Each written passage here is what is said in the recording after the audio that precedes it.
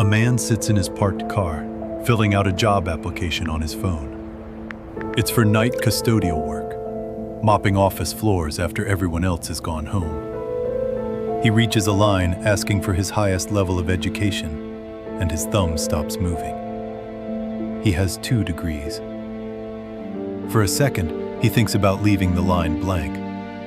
It isn't the cleaning that bothers him. The work is real, it's needed, and there's nothing wrong with the person who does it. What he's bracing for is something else entirely. He already knows that the moment people hear what he does for a living, some of them will decide how much respect he's owed. And they'll have decided it before he said a word about who he actually is. Your job is supposed to describe your work. Somewhere along the way, it started describing your worth. And he's not some rare exception. Economists who track the labor market have a plain word for people working jobs that don't require the degree they hold: underemployed. And it is not a small or unusual group. So this isn't really a story about one unlucky man. It's about what happens to anyone the moment their job gets read. Because a job title is a small piece of information, and people do something specific with it. They hear it, and they use it to fill in everything they don't actually know about you. How much you earn, how smart you probably are, the kind of home you go back to, how carefully they need to speak to you. It happens fast, and most of the time the person doing it has no idea they are. Someone learns what you do, and you can almost watch a small recalculation move behind their eyes. They're not responding to you. They're responding to the slot they just dropped you into. I want to give that recalculation a name, because naming it is how you stop confusing it for the truth about yourself. Think of it as a permission slip. The instant your job gets read, the room hands everyone around you an unspoken note. Nobody writes it down. It just gets understood. And what it says is how much care you're owed, and how much they can get away with giving you less. Start with what people are actually reacting to, because it isn't your mind, and it isn't your past. It's a costume, the uniform, the name tag, the apron, the lanyard, the spot behind the counter instead of in front of it. You put the costume on, and strangers have already learned how to rank it long before they meet the person inside. Watch it happen at a register sometime. A customer is mid-sentence, easy, treating you like an equal. And then something clicks into place for them about who you are in this exchange. The warmth doesn't disappear all at once. It cools by a few degrees. They start over-explaining simple things, slowing their words down like you might not keep up. The please goes missing. When they actually have a question, their eyes slide past you to look for someone they've decided is more in charge. You have stood in that exact moment.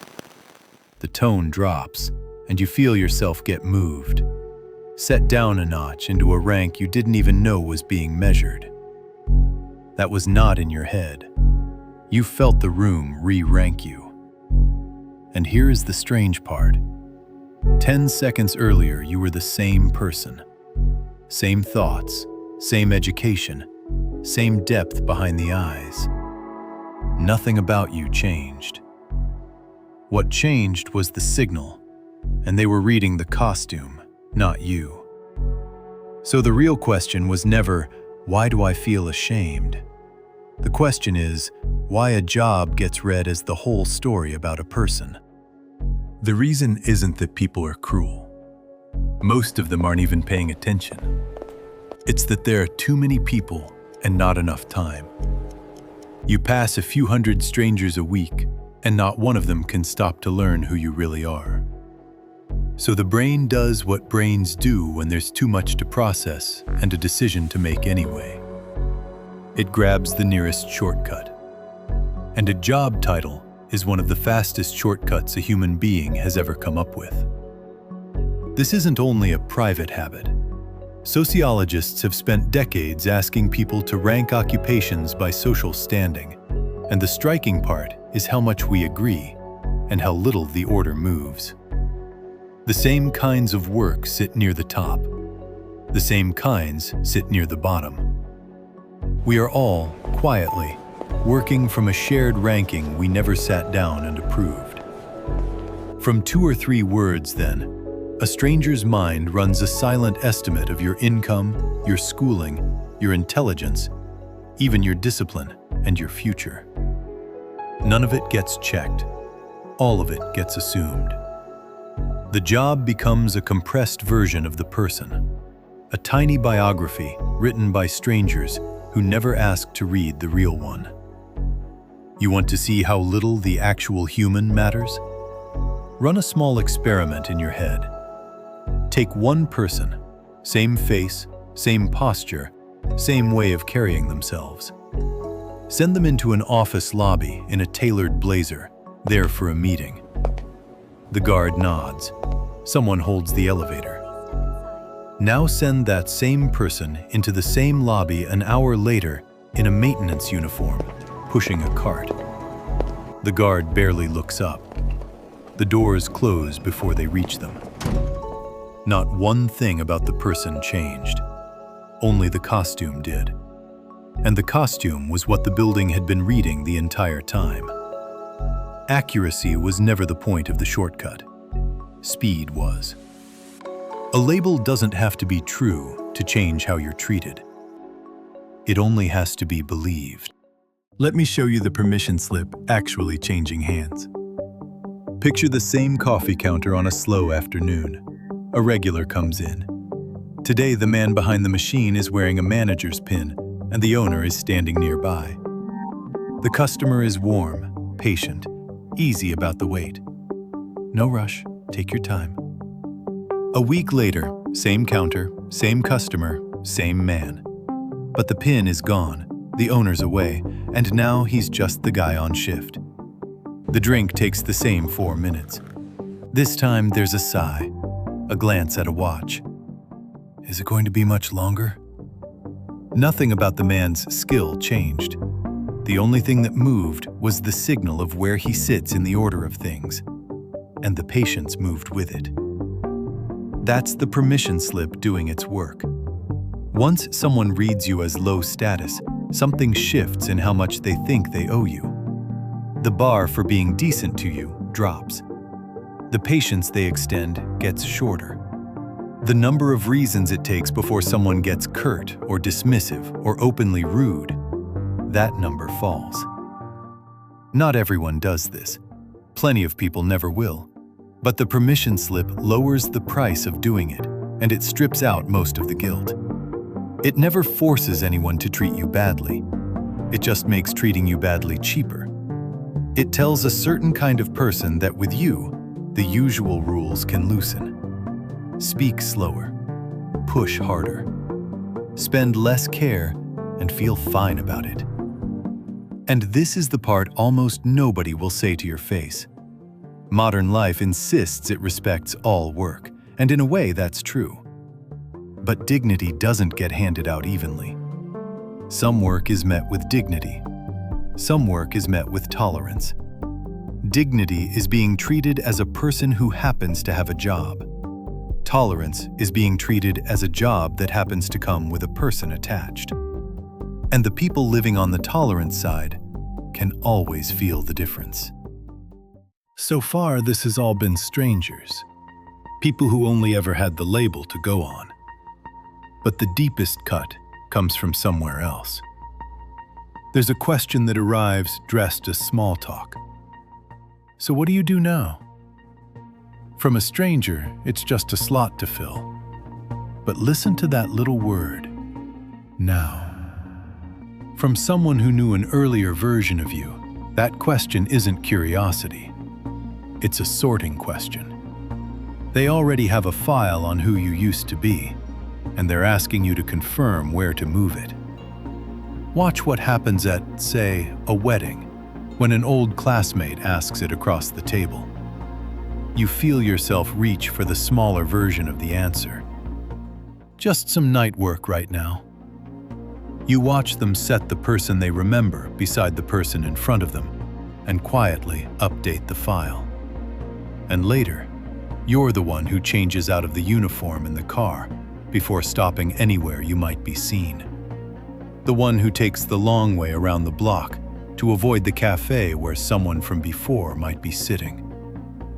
None of that is about the floors. It's about being watched fall.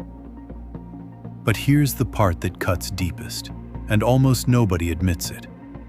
The harshest person doing the ranking isn't the stranger or the old classmate. It's the earlier version of you. Because you remember exactly who you were supposed to become. And some nights, pulling on that uniform, you catch yourself looking at the person you are now through the eyes of the person you used to be. And you flinch. You rank yourself against yourself, and you come up short. That voice doesn't need a customer or a classmate in the room. It already lives inside, and it has your old ambitions to measure you against, which is how the whole thing finally turns inward. For a while, the ranking stays outside, just a thing other people do to you. But repetition wears a groove. The first time someone talks down to you, you know it's about them. By the 100th time, you've started to expect it, bracing to be read as less before anyone's asked you to be. The shame starts outside. Then it learns your voice. A rank repeated often enough stops sounding like someone's opinion and starts sounding like a fact about you. That's the moment the mechanism finishes. Not when other people rank you, but when you take the work over yourself and do it for free, on their behalf.